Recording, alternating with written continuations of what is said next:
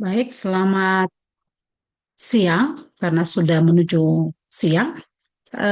Kita akan melanjutkan untuk sesi yang ketiga ini yang dengan tema spiritualitas digital, menjaga iman di tengah media sosial dan arus informasi tanpa batas yang dibawakan oleh pembicara yang ketiga yaitu Dr. Stefanus Padan, MTH. Sebelum saya menyerahkan kepada pembicara, saya akan membacakan terlebih dahulu CV-nya. Saya memulai dari latar belakang pendidikan, sarjana teologi, itu diselesaikan di STT IAA Pacet, Mojokerto, lalu magister teologi di STAK Lentera Bangsa Manado, dan doktor teologi diselesaikan di STT Kadesi Yogyakarta tahun 2022 sampai 2025.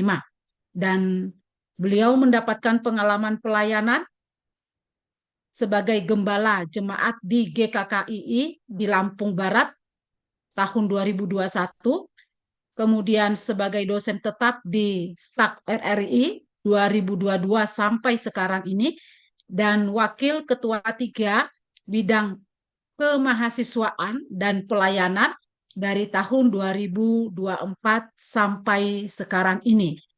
Dan saya akan mengingatkan kembali untuk peraturan sesi tanya jawab yang akan dilakukan pada akhir sesi nanti. Yang pertama bahwa peserta bisa melakukan pertanyaan melalui chat atau chat yang ada di layar Zoom. Kemudian saya sebagai moderator akan memilih pertanyaan-pertanyaan yang sudah tercatat di lewat chat dan kemudian membacakannya, dan saya serahkan kepada pembicara untuk memberikan jawaban sesuai dengan pertanyaan yang saya bacakan. Demikian peraturan yang ada. Untuk selanjutnya saya serahkan kepada Bapak Stefanus Padan. Dipersilakan. Selamat siang Bapak Ibu dan saudara-saudara yang terkasih. Ya, terima kasih untuk kesempatan yang diberikan kepada saya membagikan materi mengenai sebuah isu yang sangat dekat dengan kehidupan kita saat ini, ya, sangat dekat dengan kehidupan kita saat ini, yaitu spiritualitas di era digital. Bapak Ibu sekalian, kita hidup di era yang mungkin bisa dikatakan serba digital semuanya. Semua ada di dalam genggaman tangan kita. Ya, Bapak Ibu sekalian, ini tema yang diminta oleh panitia kepada saya untuk menyampaikan hal ini. Ya, ini spiritualitas, saya sampaikan lagi, spiritualitas digital, menjaga iman di tengah media sosial dan arus informasi tanpa batas. Bapak Ibu sekalian, ya hal ini yang mau saya sampaikan di awal sebelum lebih lanjut. Materi yang saya akan sampaikan ini mungkin lebih praktikal, ya, lebih praktikal, dan memang karena mengingat waktu juga, jadi saya tidak menyampaikan apa secara detail semuanya, tapi karena semua sudah saya yang detail-detail itu saya sudah masukkan di artikel yang nanti akan di proceeding. Nah, nanti Bapak Ibu rekan-rekan bisa melihatnya lebih detail di tulisan saya. Nah, Bapak Ibu sekalian, slide awal ya saya ingin menunjukkan sistematika dulu atau alur pembahasan materi saya. Nah, yang pertama saya akan ya menyampaikan pendahuluan dulu, kemudian latar belakang era digital, kemudian tantangan iman di era digital, kemudian prinsip-prinsip praktis untuk spiritualitas digital, kemudian strategi konkret bagi pemuda Kristen, dan yang terakhir kesimpulan. Selanjutnya Bapak Ibu sekalian, ya, ini saya coba mencari gitu ya, mencari satu survei yang dilakukan, beberapa survei gitu ya. Ya, ini yang saya coba dapat menemukan, ada nanti saya akan menampilkan ada 3 hasil survei yang dilakukan pada tahun 2024 terkait dengan penggunaan sosial media di Indonesia secara khusus. Nah, Bapak Ibu sekalian, pada slide ini ya Bapak Ibu dan rekan-rekan bisa melihat bahwa penggunaan sosial media di Indonesia secara khusus yang dilakukan pada tahun 2024 ini ya jumlahnya cukup tinggi-tinggi gitu ya, cukup tinggi penggunanya dari TikTok, WhatsApp, Facebook, Instagram, dan YouTube. Nah, mungkin sebenarnya ada juga media-media sosial lainnya yang digunakan oleh orang Indonesia, tetapi mungkin dari survei JJ ini tidak dimasukkan, mungkin lebih di bawah dari TikTok seperti itu. Tapi Bapak Ibu sekalian, ya kita sama-sama tahu bahwa ya ini media sosial sudah tidak bisa kita hindari, kita tidak bisa lepas dari media sosial. Ya kita mungkin mungkin aktivitas kita terliput semuanya di media sosial kita. Ya entah itu dari umur berapa, semua rata-rata yang sudah punya gadget gitu ya, sudah punya gadget, kemungkinan pasti punya ya kemungkinan memiliki sosial media. Nah, Bapak Ibu sekalian, ini survei berikutnya yang coba yang saya cari kemudian temukan, orang Indonesia itu makin melek internet. Ini surveinya. Ya, satu dekade terakhir jumlah penduduk Indonesia yang terkoneksi atau melek internet semakin banyak. Nah, ini menurut surveinya. Bahkan tahun 2024 ini ya, tahun 2024 itu lebih dari 221 juta orang telah menggunakan internet. Ya, ini peningkatan terus terjadi dan kemungkinan besar pada tahun 2025 juga kemungkinan akan ada peningkatan juga dari jumlah yang didapati pada tahun 2024. Bapak Ibu sekalian, ini saya coba juga menemukan slide yang ketiga ini terkait dengan penggunaan sosial media.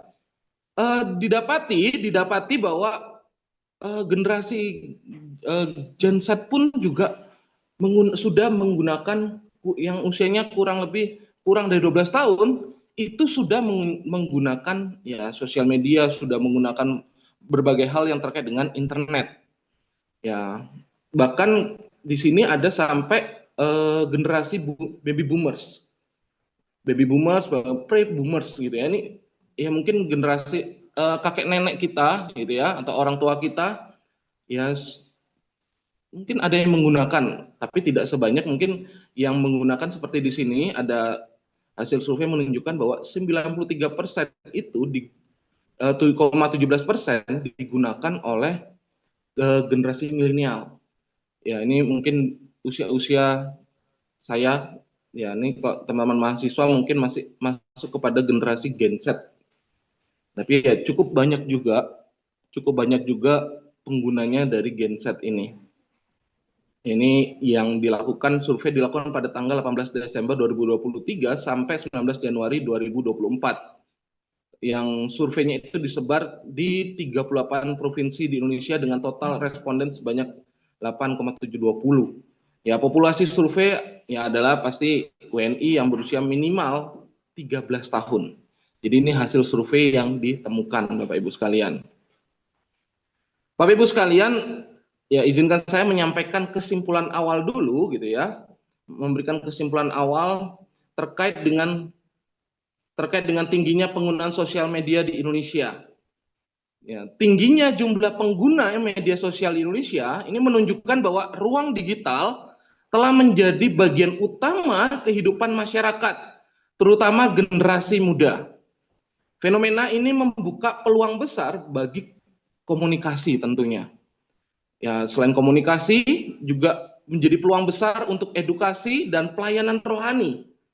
Tetapi sekaligus menimbulkan tantangan serius berupa distraksi. Ya, pembentukan identitas yang dangkal serta paparan konten yang merusak. Ya, karena itu diperlukan kemampuan discernment digital dan pendampingan spiritual yang kuat agar masyarakat, khususnya pemuda Kristen gitu ya, dapat hadir dengan bijaksana dan tetap menjaga integritas iman di tengah arus informasi yang tak terbatas. Berikutnya, izinkan saya menampilkan beberapa pertanyaan sederhana. Ya, tidak perlu Bapak, Ibu, dan Saudara menginformasikan ke saya jawabannya apa. Ya, pasti akan banyak jawaban yang berbeda tentunya. Ya, berapa banyak waktu yang Saudara habiskan di media sosial setiap harinya? Ya, kalau mahasiswa STT kemungkinan besar masih bisa terhitung karena ada waktu-waktu tidak boleh menggunakan HP gitu ya. Tapi kalau kita yang mungkin ada STT yang mengizinkan penggunaan HP selama 24 jam nonstop. Nah, ini coba dihitung penggunaan eh, HP kemudian terhubung dengan sosial media selama satu hari itu berapa kali sih teman-teman sekalian? 1 jam, 2 jam, kecil kemungkinannya. Pasti dia kemungkinan besar ya, bukan pasti lagi ya. Kemungkinan besar pasti lebih dari 2-3 jam tersebut. Ya, cukup tinggi penggunaannya gitu ya. Ya, konten apa yang paling mempengaruhi saudara minggu ini atau hari-hari ini? Konten apa yang mempengaruhi emosi teman-teman sekalian ketika melihat sosial media, wah terpancing mungkin mau mengikuti gitu ya, terpancing untuk mau melakukan hal yang serupa.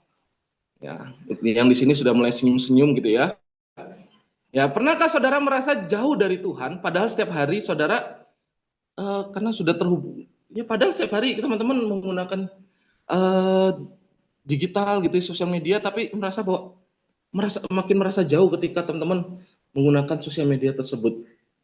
Apakah hal itu teman-teman rasakan gitu ya? Atau teman-teman mengatakan bahwa oh saya menggunakan sosial media semakin merasa dekat dengan Tuhan. Ya mungkin gitu ya. Tapi mungkin ada di antara kita juga yang menjawab mungkin akhir-akhir ini ketika penggunaan jam media sosial saya semakin tinggi, ya saya merasa semakin jauh daripada Tuhan. Ya, ini mungkin jadi satu perenungan pribadi seharusnya kalau teman-teman merasa bahwa ketika kita menggunakan media sosial kita, kita semakin jauh daripada Tuhan. Perlu introspeksi diri. Ya, Bapak Ibu, pertanyaan-pertanyaan ini tampaknya sederhana, tapi sebenarnya ini menyentuh sebuah realitas kehidupan rohani kita di abad digital ini.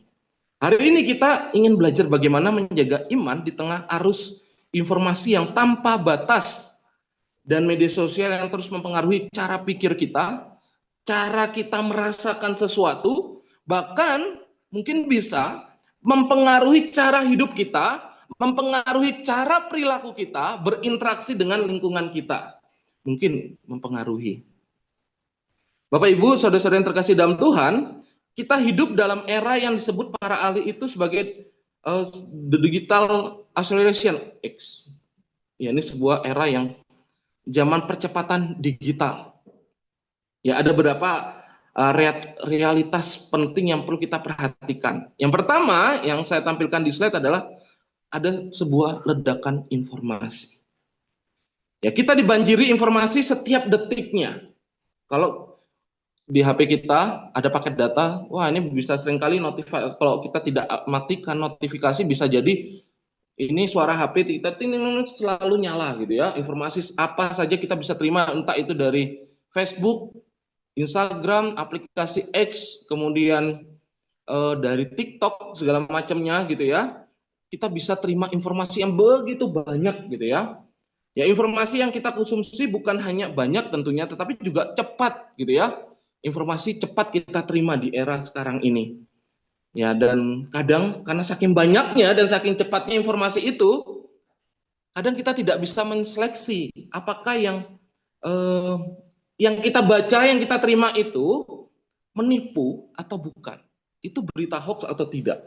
Karena mungkin saking cepatnya informasi itu, semakin banyaknya informasi itu yang kita terima, kita pikir ketika banyaknya informasi yang menceritakan hal tersebut, memberitakan hal tersebut gitu ya, kita merasa bahwa wah ini betul. Karena banyak yang menyampaikan atau menuliskan berita tersebut. Kita berpikir karena banyak, akhirnya oh ini betul. Padahal kemungkinan besar belum tentu gitu ya, belum tentu bahwa itu juga betul gitu ya, karena banyak ya sekarang apa sih yang tidak cepat viral gitu ya, zaman sekarang kita sedikit-dikit yang aneh-aneh dikit gitu ya bisa jadi viral. Ya, yang berikutnya media sosial sebagai ruang pertarungan identitas. Bapak Ibu dan rekan-rekan sekalian, media sosial sebenarnya bukan hanya sebagai alat komunikasi tentunya. Media sosial ini membentuk cara kita melihat diri kita. Kadang ya sebenarnya kita juga bisa melihat diri kita ketika kita menjadi pengguna dari media sosial tersebut. Nah, Bapak Ibu dan rekan-rekan kita yang menggunakan media sosial gitu ya, tentunya kita sudah tidak asing lagi dengan kalimat-kalimat ketika orang merekam gitu ya. Jangan lupa like, share, and comment gitu ya. Jangan lupa di like video saya gitu ya. Kemudian setelah di like, tolong di share ke orang-orang supaya semakin banyak orang yang melihat video saya. Kemudian jangan lupa tinggalkan komentarnya. Ya ini yang suka buat vlog-vlog gitu ya, vlog singkat gitu, daily my life gitu ya, hari-hari kehidupan sehari-hari saya gitu ya. Ya, ini bahkan sekarang mahasiswa teologi pun sudah mengikuti ke arah situ, bagaimana aktivitas mahasiswa teologi setiap harinya. Nah, ini sudah masuk ke ranah seperti itu. Ya, Bapak Ibu sekalian, like, share, komen, komen gitu ya, menjadi satu standar baru yang baru untuk diakui dan dihargai. Ya seberapa banyak sih like-nya kita yang kita terima gitu ya. Seberapa banyak follower yang kita miliki di sosial media kita. Ya sebetulnya saya tidak pernah memperhatikan follower saya di Instagram gitu ya. Saya juga tidak pernah peduli berapa follower saya. Tadi pagi saya cek, ya mungkin sangat kecil gitu dibandingkan teman-teman sekalian yang mungkin lebih aktif menggunakan Instagram gitu ya. Tadi pagi saya cek Instagram saya followernya tidak sampai 500. Ya saya tidak pernah memperhatikan. Tadi pagi saya ketika saya kembali membaca materi saya coba iseng-iseng lihat follower saya berapa sih. Ternyata tidak sampai 500 gitu ya. Nah, Bapak Ibu dan rekan-rekan sekalian, kadang kadang diri kita itu melihat bahwa identitas kita seringkali masa kini itu dilihat dari seberapa banyak follower yang mengikuti kita. Semakin banyak follower yang mengikuti kita, wah semakin kita merasa percaya diri. Tapi ketika follower kita sedikit gitu ya, follower kita sedikit, ya kita merasa bahwa minder gitu ya, merasa bahwa wah tidak ada orang yang mengikuti saya. Wah ini yang fenomena yang terjadi belakangan ini. Nah teman-teman dan Bapak Ibu sekalian, seharusnya identitas Kristiani kita seringkali itu tertutup gitu ya, karena kita merasa bahwa lebih penting identitas di sosial media kita. Lebih penting kita merasa bahwa like, comment, share-nya itu lebih penting daripada identitas kita sebagai pemuda-pemudi Kristiani atau orang Kristen. Inilah dikesampingkan gitu ya. Ya, yang terjadi selama ini. Berikutnya, relasi dan spiritualitas yang berubah di era digital ini. Hari ini, Bapak, Ibu, dan rekan-rekan sekalian, hubungan bisa terbangun tanpa pernah bertemu secara fisik. Tanpa bertemu secara fisik. Kita bisa kenal, kita bisa komunikasi dengan orang yang ada sangat jauh dari kita. Kita bisa kenalan sekalipun tanpa kita mengenal. Nah, sekarang juga yang saya sih nggak pernah pakai gitu ya. Saya pernah ya lihat di TikTok ada yang aplikasi apa TV Ome TV gitu ya. Orang bisa komunikasi tanpa mengenal, bertemu di media sosial gitu ya. Ya mungkin di antara kita juga pernah pakai menggunakan aplikasi Ome TV itu atau bahkan sekarang ya rata-rata sosial media kita bisa live gitu ya. Bahkan ada orang yang bisa join live gitu ya, sekalipun tidak kenal gitu ya, tapi ya akhirnya bisa berkenalan sekalipun posisi kita sangat jauh dengan orang tersebut. Ya, tapi seringkali relasi ini tentunya gitu ya, cuma sekedar mengenal, biasanya dangkal gitu ya relasinya. Hal yang sama dapat terjadi pada spiritualitas kita, teman-teman sekalian. Ya seringkali kita ngeklik gitu ya di sosial media kita, ngeklik ayat, orang share satu desain ayat begitu ya, kita bilang wah bagus nih ayatnya sesuai dengan hari ini gitu ya. Kita kemudian kita like gitu ya. Atau bahkan kita hanya ya kita lihat satu desain itu, kita lihat wah desainnya bagus gitu ya, bukan lihat ayatnya gitu ya, wah desainnya bagus gitu ya, kita akhirnya menyimpan desain tersebut. Dan tapi kadang kita hanya sekedar simpan, tapi kita tidak sungguh-sungguh merenungkannya. Kita hanya simpan di HP kita sampai penuh memori itu, tapi kita nggak pernah merenungkannya. Atau mungkin kita hanya sewaktu-waktu kita merasa bahwa, wah ini pas nih ayatnya nih, kondisi hari ini, mood saya hari ini. Saya share, terus kemudian ditambah dengan backsound-backsoundnya yang semakin mendukung suasana ayat itu gitu ya. Wah, hanya sekedar ingin dilihat oleh orang rohani gitu ya. Tapi kemungkinan gitu ya, kemungkinan lagi nih, hanya sekedar menyimpan tapi tidak pernah merenungkan, hanya mempengaruhi secara psikologis saja. Nah, hal-hal ini yang yang akhir-akhir ini terjadi. Nah, berikutnya resiko bagi pemuda Kristen. Ya tentunya dengan perkembangan zaman saat ini, dengan era digital ini, tentunya pasti ada resiko yang akan dihadapi kita. Resikonya secara khusus sesuai dengan materi hari ini, ya ini bisa jadi bukan hanya untuk kalangan pemuda saja, tetapi setiap kita yang hidup pada era ini. Ya Bapak Ibu dan rekan-rekan sekalian, resiko apa sih yang kita bisa hadapi di era ini? Yang pertama, ya tentunya kita akan menghadapi berbagai tekanan yang luar biasa dari media sosial. Ya ini pun saya juga mungkin ini kalimat ini sudah digunakan beberapa waktu terakhir, tapi jujur saja saya baru mendengar ya, ada kata FOMO gitu ya. Ya ini takut ketinggalan gitu ya, takut ketinggalan dengan apa yang orang sudah kerjakan, lakukan atau miliki gitu ya. Wah, karena orang melihat bahwa di media sosial orang-orang sudah melakukan kegiatan ini, ya kemudian sudah dengan pakaian-pakaian yang semakin modis gitu ya. Ketika kita memperhatikan, melihat bahwa akhirnya kita merasa bahwa, aduh, saya juga pingin gitu ya, merasa tapi akhirnya berusaha untuk mengikuti, tapi kadang tidak mampu gitu ya. Akhirnya merasa bahwa takut tertinggal dengan keadaan saat ini. Ini ya pengaruh media sosial karena orang banyak bisa dikatakan mempublish apa yang dia miliki atau ingin memperlihatkan apa yang dia miliki saat ini supaya orang tahu bahwa dia punya, seperti itu. Kemudian resiko yang akan kita hadapi berikutnya adalah kecanduan scroll. Ini scroll ketika kita sudah kainaan gitu ya, sudah kainaan melihat media sosial gitu ya, sudah kainaan megang media sosial, kita lupa waktu gitu ya, karena kainaan scroll lihat TikTok gitu kan, scroll ternyata tidak terasa waktu yang kita gunakan sudah cukup panjang. Ini namanya scroll kan tidak butuh tenaga yang effort yang bagaimana begitu ya, tetapi bisa langsung kita menikmatinya tanpa kita sadar penggunaan waktu yang sudah sangat menyita waktu yang begitu banyak. Kemudian resiko yang akan kita hadapi di era seperti ini, Bapak Ibu dan rekan-rekan sekalian, kita seringkali membandingkan diri kita dengan orang yang kita lihat di media sosial.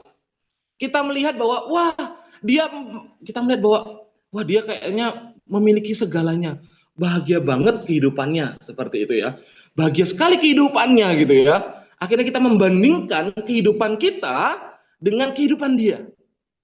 Kita merasa bahwa apalah hidup saya ini gitu ya, saya terkurung di asrama, tidak bisa beraktivitas seperti selayaknya pemuda pada umumnya di luar sana gitu ya, merasa bahwa saya nggak bisa ngapa-ngapain, terkurung, apalagi sudah terpikat dengan label hamba Tuhan gitu ya membandingkan, sudah tidak bisa lagi boncengan dengan lawan jenis sembarangan gitu ya, lihat teman-teman di luar gitu ya, boncengan sana sini gitu ya membandingkan akhirnya gitu ya dengan penggunaan aksesor, bisa juga dengan aksesoris yang dimiliki orang di media sosial. Tapi belum tentu juga gitu ya, orang-orang yang ini yang seringkali kita dapati juga gitu ya, belum tentu juga apa yang mereka publish gitu ya, mereka tampilkan di media sosial mereka itu juga nyata di kehidupan nyata mereka gitu ya, dengan realnya kehidupan mereka. Kadang orang juga hanya ingin mencari pengakuan gitu ya, pengakuan dari orang lain bahwa mereka oke gitu loh, pantas untuk diperhatikan oleh orang lain. Berikutnya, resiko yang akan kita bisa hadapi adalah paparan pornografi. Bapak Ibu dan rekan-rekan sekalian, mungkin zaman dulu ketika saya masih hitungannya masa remaja lah ya. Di masa remaja saya, hidup saya ya dengan bergaul dengan rekan-rekan saya, seingat saya ketika rekan-rekan saya memperhatikan gitu ya. Sangat sulit untuk menonton film-film seperti ini, film pornografi ini sangat sulit. Jadi kayak harus cari DVD itu, kemudian cari rumah rekan yang mungkin orang tuanya sedang bekerja, kemudian cari teman yang punya DVD gitu ya, kemudian digotong ke rumah, berat-berat untuk nonton bersama-sama. Ini yang saya perhatikan dari rekan-rekan saya dulu. sangat effort sekali untuk menonton gitu ya. Kayaknya harus mengatur strategi sedemikian rupa untuk menjaga supaya tidak ketahuan. Nah sekarang, kalau zaman sekarang teman-teman, ya tidak perlu sesulit itu. Kita punya gadget, kita masuk kamar gitu ya. Yang penting ada kuota. Yang penting sudah punya kuota gitu ya. Ya, yang setahu saya ada satu aplikasi media sosial gitu ya, yang menawarkan, ya kalau tahu linknya begitu ya, tahu linknya bisa mendapatkan video-video seperti itu. Ya ini keadaan zaman yang semakin rusak dan semakin jauh dari Injil, semakin mempermudah seperti itu. Mempermudah orang untuk menikmati hal-hal yang diinginkan. Berikutnya, ya yang seperti saya tadi katakan ada konten hedonistik. Ya ini mungkin ada resiko-resiko yang akan kita hadapi. Kemudian krisis fokus gitu, juga ada krisis fokus. Kita akhirnya tidak fokus dengan lingkungan kita karena kita terlalu fokus dengan gadget yang kita miliki, dengan sosial media kita yang kita miliki. Jadi ada istilah kata mendekatkan yang jauh dan mendekatkan yang dan menjauhkan yang dekat. Jadi di lingkungan sosial yang ada di sekitarnya akhirnya tidak lagi dapat perhatian. Fokus pada apa yang ada di depan mata kita, yaitu gadget kita. Nah, Bapak Ibu dan rekan-rekan sekalian, kita beralih ya ke bagian tantangan iman di era digital. Bapak Ibu dan rekan-rekan, sekarang mari kita mendalami bagian tantangan rohani yang nyata. Yang pertama, distraksi tanpa batas. Media sosial adalah mesin distraksi. Ya, hal yang terus mengalihkan perhatian kita media sosial ini. Ya mungkin kita berpikir bahwa ketika kita menggunakan media sosial kita sudah cuma 10 menit lagi gitu ya, cuma 10 menit, 15 menit sudah cukup gitu ya. Tapi tanpa sadar media sosial kita ini mengalihkan perhatian kita dan akhirnya kita lupa waktu apa yang kita sudah timeline-kan. Yang dari yang hanya mungkin 10 menit jadi setengah jam jadi 1 jam dan terus berlanjut akhirnya berjam-jam berlanjutnya. Nah ini yang keadaan digital saat ini. Bapak Ibu, berikutnya notifikasi berfungsi, notifikasi yang kita terima dari media sosial kita itu seperti liturgi baru gitu ya, seperti liturgi baru yang suaranya itu harus kita taati. Jadi ada suara gitu ya, mungkin kita pas saat itu tidak pegang HP kita, kemudian ada suara ting teng. Kita langsung cepat-cepat cari itu HP kita di mana. Kita langsung cari itu. Itu notifikasi dari sosial media kita dari yang mana. Mungkin kita berpikir, ini follower saya yang komen dari sosial media saya yang mana, gitu ya. Follower mana yang komen dari video saya?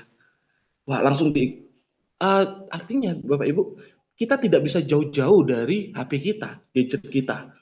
Harus selalu dekat di hati kita, gitu ya. Dekat di antara kita, gitu ya. Tidak bisa jauh-jauh, gitu ya. Mungkin kalau dulu HP ya tidak terlalu bagaimana ketika kita ketinggalan begitu ya, ketika kita berpergian. Tapi saat ini HP ketinggalan, mungkin bisa stres kita.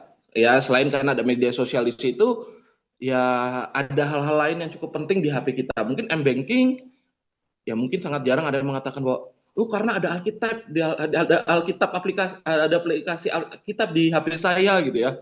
Ya mungkin sangat jarang orang yang mengatakan demikian. Tapi seringkali mengatakan ketika ketinggalan harus balik karena apa? Ya saya sudah tidak pegang yang kartu untuk ATM, jadi semua ada di m-banking saya. Jadi saya harus balik ketika HP saya ketinggalan atau apapun lah media. Kehidupan saya itu harus diliput supaya dilihat oleh orang banyak. Wah ini bahaya kalau HP itu tertinggal. Ya ini menjadi satu liturgi baru istilah. Ya saya menggunakan kata liturgi baru yang harus diikuti. Ya tentunya Bapak Ibu kita juga bisa membaca Alkitab ketika saya tidak melarang gitu ya, saya tidak melarang ketika ada orang yang membaca penggunaan HP kemudian untuk baca Alkitab, itu bukan larangan, dan tentunya saya juga tidak melarang kita menggunakan media sosial gitu ya, tidak melarang. Tetapi ketika kita membaca Alkitab di HP seharusnya kita punya satu paham bahwa ketika kita baca ya betul-betul sungguh-sungguh meluangkan waktu untuk membaca dan merenungkan firman Tuhan. Jangan sampai gitu ya ketika kita lagi baca gitu ya, lagi susah baca tiba-tiba tergoda ada notifikasi itu. Karena ya tadi saya bilang ada liturgi baru yang ditaati. ada notifikasi muncul gitu ya di bagian atas gitu ya, ting tong gitu kan. Langsung tanpa sengaja lagi baca, langsung secara otomatis tangan jari kita langsung klik. Nah, ini seharusnya dari kita tergoda, wah ini dari saya yang berdosa gitu ya, karena tergoda dengan notifikasi tersebut. Nah, ini seharusnya ini yang menyebabkan kita distraksi ketika kita membaca Alkitab kalau kita menggunakan gadget gitu ya. Bapak Ibu sekalian, distraksi bukan sekedar menghilangkan fokus kita, tetapi hilangnya kepekaan rohani kita. Karena kita sudah ya ketika ada notifikasi sekalipun kita lagi baca, bisa jadi di tangan kita langsung cepat-cepat mengeklik tanpa kita ya karena sudah terekam ketika ada notifikasi langsung ngeklik seperti itu. Nah, ini yang terjadi akhir-akhir ini. Berikutnya ada filter bubble dan echo chamber. Bapak Ibu sekalian, ya algoritma mengurung kita dalam gelembung informasi. Ini terkait dengan internet ya, ini terkait dengan bahasa pemrograman gitu ya, algoritma. Ya kita hanya melihat apa yang kita sukai. Ya awalnya saya juga waktu mulai mengakrabkan diri dengan media sosial, saya juga berpikir kok semakin banyak video-video kayak di TikTok itu yang saya tonton, yang saya sukai gitu ya. Ternyata ya semakin lama kita nonton itu akan merekam apa yang kita suka, akhirnya ditayangkan berikutnya. Bahkan yang horornya, yang bagi saya agak horor gitu ya. Ketika saya sedang berkomunikasi terkait mencari apa di internet, tapi kadang langsung muncul iklan bagian video-video itu di Instagram, dibutuhkan begitu ya. Di TikTok kita itu muncul apa yang sebetulnya kita belum cari di media sosial itu, tetapi sudah muncul gitu ya. Ya ini ya, terintegrasi semua gitu ya. Padahal awalnya awalnya karena belum akrab gitu ya, saya hanya mencari di Google, tapi akhirnya muncul di berbagai sosial media saya gitu. Ya ini yang terjadi gitu ya. Masalahnya Bapak Ibu sekalian, ya kebenaran Alkitab itu tidak diatur oleh algoritma. Jadi ya kadang kalau sudah tidak ya kalau algoritma mengatur kan apa yang kita sukai akan muncul terus. Nah, sedangkan Alkitab ya tidak diatur oleh algoritma. Jadi ya kalau sudah kita tidak baca ya sudah, kita tidak akan diingatkan untuk membaca Alkitab lagi oleh aplikasi kita, kecuali aplikasi HP kita memiliki aplikasi untuk pemberitahuan untuk membaca Alkitab, waktunya untuk membaca Alkitab. Ya Bapak Ibu sekalian, jika kita tidak hati-hati, ya opini populer bisa menggantikan opini-opini ini, kegiatan ini, ya bisa menggantikan suara Tuhan di dalam kehidupan kita sebagai umat Kristiani. Karena kita lebih mendengarkan suara notifikasi HP kita ketimbang suara Tuhan. Karena kita sudah menggantikan skala prioritas kita dengan suara notifikasi itu. Wah ini buruk sekali dan parah sekali kita kalau sebagai orang percaya seperti itu. Berikutnya Bapak Ibu sekalian, identitas yang dibentuk oleh like dan follower. Dan yang tadi saya sudah bilang, like, follow, dan share gitu ya. Banyak orang menilai harga diri itu didasarkan seberapa banyak sih follower, seberapa banyak sih like yang kita terima, dan seberapa banyak komentar yang ada di mungkin media sosial kita. Mungkin sebagian orang berpikir bahwa identitas itu dibentuk dari tiga hal praktis ini gitu ya. Berapa sih follower kita gitu ya? Ya syukurnya kami yang di sini tidak pernah ada yang bertanya gitu ya, satu dengan yang lainnya, berapa followermu di Instagram gitu ya. Mungkin kalau itu ada di antara kami di sini atau di STT, wah kejar-kejaran nanti itu untuk menambah jumlah follower. Tapi akhir-akhir ini juga saya perhatikan ya follower bisa dibeli. Follower bisa dibeli untuk menambah identitas kita untuk diperhatikan oleh orang lain.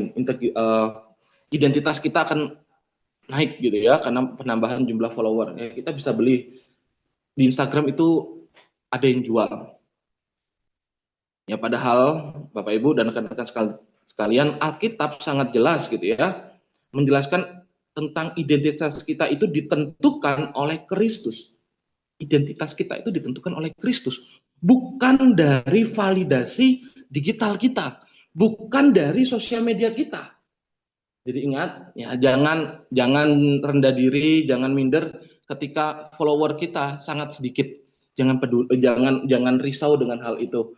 Karena identitas kita bukan dibangun di atas dasar validasi digital, tetapi di atas dasar Kristus, seperti itu.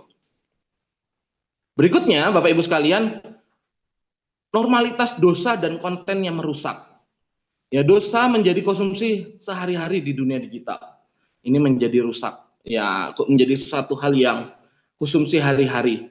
Ya, pornografi, ujaran kebencian, fitnah, caci maki, sinisme ya semua tersebar dengan mudah di media sosial, dan seringkali kita tidak sadar bahwa kita sudah kebal atau tidak lagi peka. Nah, kita bilang, oh saya tidak, ya kita melihat mungkin sosial media kita yang utama kita orangnya rohani, tapi kita bisa jadi kita punya akun fake yang kita gunakan untuk hal-hal yang menormalisasi dosa. Ya, semestinya dan seyogyanya kita jangan sampai melakukan hal-hal seperti ini. Ya, kalau bisa tidak perlu adalah akun-akun fake seperti itu. Ya, memang utama sosial media kita digunakan untuk kepentingan kemajuan Injil saja. Ya, bukan untuk silakan teman-teman mempublish foto teman-teman, tetapi sebisa mungkin gitu ya, jangan hanya menonjolkan diri sendiri, tetapi bagaimana sosial media kita itu dapat berfungsi gitu ya, untuk jadi tempat wadah kita menjadi wadah pemberitaan Injil. Ya, jangan sampai kita menormalisasi dosa yang sudah merebak karena terus udah dunia ini semakin rusak dan semakin jauh dari Injil, akhirnya kita ikut-ikutan menormalisasi gitu ya. Jangan menormalisasi dosa. Nah, berikutnya Bapak Ibu sekalian, masuk kita hal yang praktis, ya ini prinsip-prinsip praktis untuk spiritualitas digital. Ya, sekarang mari kita masuk pada prinsip rohani yang membantu kita mengolah hidup di era digital ini. Yang pertama, kita harus memiliki digital discernment atau kebijakan rohani di ruang digital. Ini adalah kemampuan menilai konten berdasarkan iman. Ya, seharusnya kita selalu bertanya gitu ya, ada 3 hal yang sebelum kita melihat atau mengonsumsi satu berita. Apakah ini benar? Apakah ini membangun? Apakah ini mendekatkan saya kepada Tuhan? Berita-berita itu apakah mendekatkan diri saya kepada Tuhan? Ya, Bapak Ibu dan rekan-rekan sekalian, bukan semua konten rohani itu sehat. Ada saja pendeta-pendeta yang ngaco gitu ya, yang ngawur, kemudian ya membawa-bawa nama Tuhan begitu ya, terus kemudian kita, oh ini rohani, kita terima-terima saja. Ya, ini sebetulnya juga kita harus punya kepekaan rohani juga dan punya paham dasar teologi yang sehat supaya kita bisa membedakan mana nih yang ngaku-ngaku rohani dan yang benar-benar bisa menunjukkan rohani, atau hanya sekedar ngomong rohani tapi isinya untuk kepentingan pribadi dari pembicara tersebut. Ya, dan belum tentu semua konten yang viral itu benar. Ini harus kita perhatikan. Berikutnya, digital self control atau penguasaan diri. Ya, Roh Kudus memampukan kita menguasai diri, termasuk penggunaan perangkat. Ya, kita hidup di era digital, kita juga harus minta kekuatan daripada Tuhan untuk menolong kita mengontrol nih jari kita untuk jangan sembarangan klik-klik atau scroll-scroll. Jangan semua kita mau pingin tahu, akhirnya terjerumus dan kita menikmati hal-hal yang kita inginkan. Nah, kalau nonton itu sebetulnya bukan hal-hal yang tidak diinginkan, tapi hal-hal yang kita inginkan secara kemanusiaan kita. Ya, saya coba memberikan hal-hal sederhana gitu ya. Mungkin kita bisa memberikan satu batasan waktu penggunaan, mematikan notifikasi yang tidak penting gitu ya, supaya tidak otak kita langsung merespon untuk langsung membuka gitu ya, supaya kita bisa membatasi semuanya. Ya, bisa jadi kita kita mempunyai satu disiplin ya, tidak membuka HP selama 30 pertama ketika bangun tidur. Nah, ini seringkali orang zaman sekarang adalah kecenderungannya adalah buka mata bangun pagi yang dicari adalah HP-nya. Di mana HP saya? Ya, seringkali HP itu tersembunyi karena kita menggunakan HP sampai tertidur. Akhirnya tanpa sadar HP itu udah di bawah bantal sampai mungkin di bawah kasur gitu ya. Nah, ini yang mungkin kita harus mendisiplin diri kita untuk bisa menggunakan HP, jangan HP terus gitu ya, sekalipun memang HP memang jadi kebutuhan utama di era ini.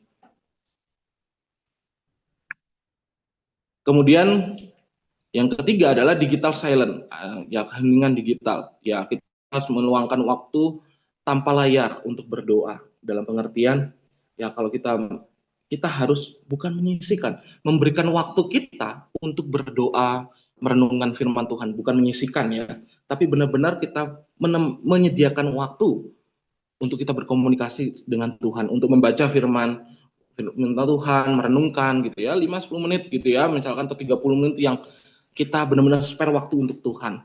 Ya, tapi ketika kita bersekutu dengan Tuhan, usahakan kita jangan sampai terpengaruh dengan ya mungkin kita bisa silent, matikan HP, jangan sampai terpengaruh dengan hal-hal demikian. Ya, keheningan digital ini kita bisa gunakan untuk memulihkan fokus kejernihan kerohanian kita. Untuk kita kembali fokus menggunakan kerohanian kita. Berikutnya adalah digital integrity. Integritas kita menggunakan di media sosial atau online, secara online. Siapa kita di media sosial itu harusnya juga sama dengan apa yang kita ada di dunia nyata gitu ya, realnya gitu ya. Dan itu juga yang nampak kita di hadapan Tuhan. Gitu ya. Jangan sampai kita di media sosial jadi seperti apa, di kenyataannya seperti apa. Ya, integritas digital berarti hidup secara konsisten. Ya, kita tidak memposting hal yang merusak atau yang memprovokatif atau yang tidak sesuai dengan iman. Ini yang harusnya kita miliki di dalam kita menjadi seorang pemuda-pemudi Kristen atau umat Kristen di muka bumi ini, di era ini. Berikutnya digital witness, ya, kesaksian digital. Media sosial adalah ladang misi baru, ya, menjadi bukan hanya baru gitu ya, tetapi ini sudah dengan perkembangan zaman, ya seharusnya menjadi ladang misi kita, menjadi ladang di mana kita juga bisa menyampaikan kebenaran firman Tuhan. Ya, tanpa harus berkhotbah panjang, kita dapat membagikan firman Tuhan. Ya, kita bisa menggunakan fitur live kita di media sosial kita untuk kepentingan Injil, untuk kita menyampaikan kebenaran firman Tuhan, untuk kita menguatkan iman orang lain gitu ya melalui media sosial. Pergunakanlah media sosial kita. Kemudian menyebar kedamaian gitu ya dengan berbagai hal, dengan hal-hal yang terkait dengan kita menyampaikan ayat-ayat firman Tuhan, bukan menyampaikan ujaran kebencian. Ya, ini media sosial bisa saja kita gunakan untuk hal-hal seperti ini. Kalau kita tidak kontrol, suka-suka kita bisa kita gunakan untuk media sosial. Kalau diri kita tidak mengontrol di media sosial, ya hal-hal negatif bisa terjadi. Ya, ini cara modern untuk menjadi terang dunia. Berikutnya Bapak Ibu, ini poin berikutnya, ini strategi konkret bagi pemuda Kristen. Ya, ini bisa juga untuk setiap kita sebagai orang percaya. Berikut langkah yang dapat kita praktekkan. Waktunya kurang 4 menit lagi ya Pak Stefanus. Baik Bu. Ya, ini yang pertama, kita harus membuat true life digital. Ini kita harus memiliki. Ya, tidak membuka HP dan segala macam tadi saya sudah sampaikan. Kemudian mengkurasi timeline rohani, ya buat ya kegiatan kita yang membangun kerohanian kita. Buang konten yang merusak, konten toksik, orang yang memprovokasi. Kita tidak menjadi pribadi yang memprovokasi. Ya, gunakan akun media sosial kita untuk kebenaran firman Tuhan. Jadi kita menyampaikan, kita bisa aktifkan fitur live kita untuk memberikan renungan seperti itulah, hal-hal yang membangun kerohanian kita maupun orang-orang yang ada di sekitar kita. Kemudian kita juga harus memiliki disiplin teknis, beberapa langkah kecil namun berdampak besar. Ya, kita mesti punya disiplin, jangan sampai semua kita tabrak gitu ya. Hal-hal yang tidak baik kita tabrak saja kemudian kita lakukan. Kemudian kita membangun komunitas digital yang sehat. Ya, pemuda Kristen membutuhkan komunitas yang apapun itu yang membangun kerohanian kita maupun orang-orang di sekitar kita. Ya, komunitas-komunitas seperti ini bukan hanya menghibur tetapi membangun iman. Kemudian media sosial sebagai ladang pelayanan. Setiap postingan bisa menjadi berkat seharusnya.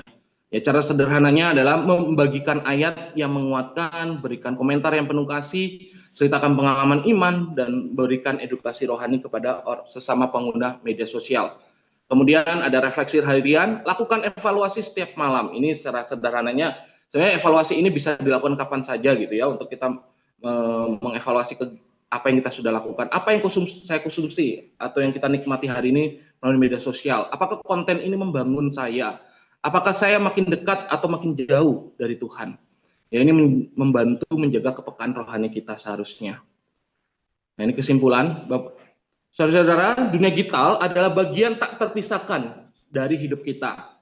Dalam era digital yang penuh percepatan dan arus informasi tanpa batas, kehidupan spiritual kita menghadapi tantangan yang nyata, mulai dari distraksi krisis identitas hingga normalisasi dosa yang merusak kepekaan rohani. Namun dunia digital bukan hanya membawa ancaman sebetulnya, tidak hanya membawa ancaman, tapi juga menjadikan peluang besar untuk bertumbuh dan menjadi saksi Kristus. Ketika kita membangun spiritualitas digital yang sehat melalui discernment, penguasaan diri, dan keheningan integritas dan kesaksian, kita belajar mengelola teknologi, bukan dikuasai oleh teknologi. Dengan menerapkan strategis praktis seperti aturan hidup digital, timeline rohani yang terkurasi, disiplin teknis, komunikasi yang membangun, dan refleksi harian, ya, kita dapat tetap setia berjalan bersama Tuhan di tengah dunia yang bising ini. Pada akhirnya, kita dipanggil untuk menjadi terang, baik di ruang fisik maupun digital, agar hidup kita memuliakan Tuhan dalam setiap klik dan tayangan dan interaksi kita di media sosial. Ya, kiranya Roh Kudus menolong kita mengelola dunia digital kita atau di media sosial kita. Soli Deo Gloria. Terima kasih. Saya kembalikan kepada Ibu Ros.